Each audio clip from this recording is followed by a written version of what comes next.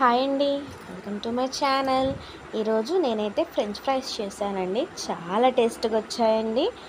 దీనికోసం ముందు బంగాళదుంపలు తీసుకొని శుభ్రంగా వాటిని కడిగి చెక్కు తీసుకోవాలండి.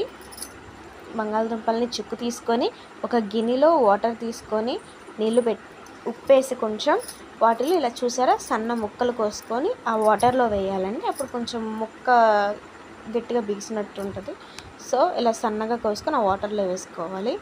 అన్నీ కోసాక ఆ వాటర్లో శుభ్రంగా కడిగి కుక్కర్లో కాసి నీళ్ళు తీసుకొని ఆ కుక్కర్లో వేసుకోవాలి అండి. ఇప్పుడు ఆ కుక్కర్ని మనం కాసేపు ఉడకబెట్టాలి. జస్ట్ కొంచెం 80% వరకు పొటాటో కుక్ అయ్యేలాగా ఉడకబెట్టుకోవాలండి. కొంచెం సాల్ట్ వేసి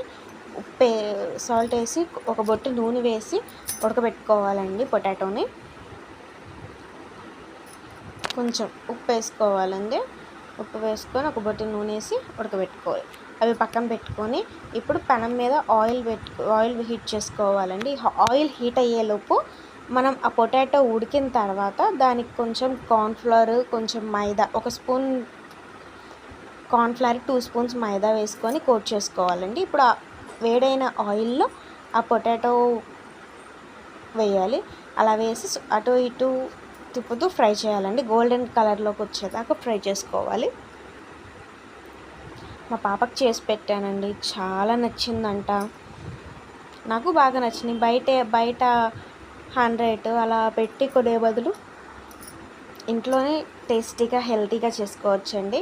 ఇలా గోల్డెన్ కలర్లో వచ్చేదాకా ఫ్రై చేసుకొని తీసుకోవాలండి. ఇప్పుడు అవి ఒక గిన్నెలో పెట్టుకోవాలి. ఆ గిన్నెలో కొంచెం సాల్ట్, కొంచెం కారం, కొంచెం ధనియాల పొడి, గరం మసాలా, అలా అన్ని పొడి, చాట్ మసాలా వేసుకొని ట్యాప్ చేయాలండి. చూసారా ఎంత బాగుందో. సాస్ నంచుకొని తింటే సూపర్ ఉంటుందండి. మా పాప చూడండి సూపర్ ఉన్నాయంట. ఇలాంటి మరెన్నో వీడియోస్ కోసం నా ఛానల్ని సబ్స్క్రైబ్ చేసుకోండి, లైక్ చేయండి. Thank you.